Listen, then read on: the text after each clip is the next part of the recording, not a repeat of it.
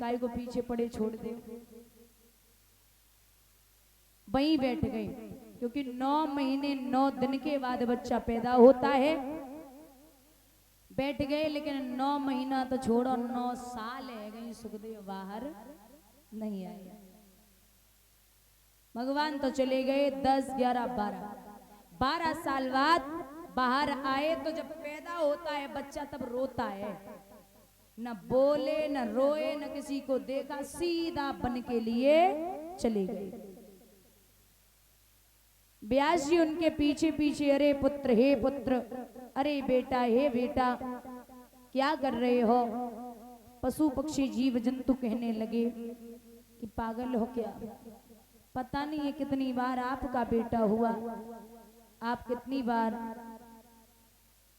इसके पिता हुए, लौट जाओ। लौटा दिया।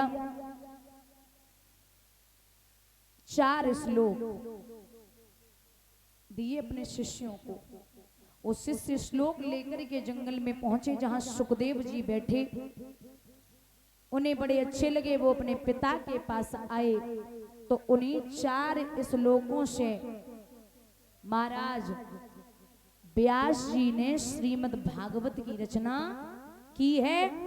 और वही, और ये अमर कथा कोई और नहीं, श्रीमद् भागवत कथा कोई अमर कथा कहते हैं। सुखदेव जी वही शिरोधार करके आज कथा सुनाने के लिए परीक्षित के पास में पहुंचे। तो परीक्षित ने साष्टांग दंडवत किया, और साष्टांग दंडवत जब किया है, उचित आसन पर बिठा लिया। बोले महाराज, वो सुखदेव जी जब गए थे ना, तो स्वयं व्यास जी अपने बेटे के सम्मान के लिए खड़े हो गए। और विद्वान आपसे चाहे छोटा हो या बड़ा,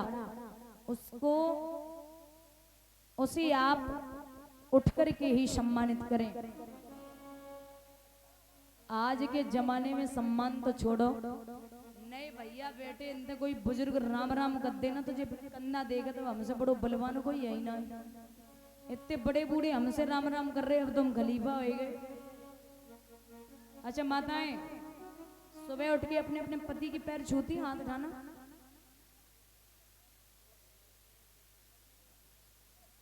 तुम छू लेती हो? सही सही बताओ। नहीं छूती हो? छू लियो करो। कबो कबो जे भूल जाए तो तुम का फर्क पड़ रहा है? छू लियो। हाँ नेता, सुबह उठ के माँ बाप के पैर छूते हो? भैया बेटे इनसे पूछ रहे नहीं? ये ठीक है, बहुत बढ़िया करो। प्रात होत उठ के रघुनाथा, मात पिता गुरु नाभे। अब प्रात होत उठ के रघुराई, हाथ में बिंडल दिया, सब खत्म हो गया। पहले के जमाने में लोग पैर छुआ करते थे सम्मान के साथ में। अब जैसे झोपड़ी भी पड़ी हो, कच्चे मकान हो, वहां पर मैंने लिखा देखा है स्वागतम, चौपाई, दोहा। लेकिन जो बड़े घर होते ना अमीरों के, वहां मैंने गेट पे लिखा देखा है कुत्तों से सावधान। भाई घर में इंसान रहते ही नहीं है क्या? अब कोई अंदर जाएगा, बाहर लिखा होगा कुत्तों से सावधान, तो अंदर जितने रहते वो सब तूने ही तो लिखा है, बाहर जो होगा वही तो लिखेगा। तो इसलिए चौपाई, दोहा जो भी है लिख दो। अच्छा एक चीज हमने और देखी है, लोग जैसे मकान बनवा लेना तो एक नजरौटा टांगते हैं, देखा है? काला काला सा। भाई एक बात बताओ, जब तुम्हारे घर में साक्षात ब्रह्म का निवास है, भगवान बैठे हैं, वो नहीं बचा सकते घर को, वो इतना छोटा सा काला काला सा वो बचा देगा। लिखा और होगा, बुरी नजर वाले तू जहर खा ले। बुरी नजर वाले तेरा मुंह काला, जो भी भाई भगवान पे भरोसा करो। ऐसे टांग देते हो अच्छा खासा मकान उस पे, वो भगवान पे भरोसा कीजिए, सब ठीक ही होगा। जब भी इंसान को खुद पे घमंड हो जाए, भगवान के भरोसे न रहे। और घमंड चाहे बल का हो, चाहे जमीन जायदाद का हो।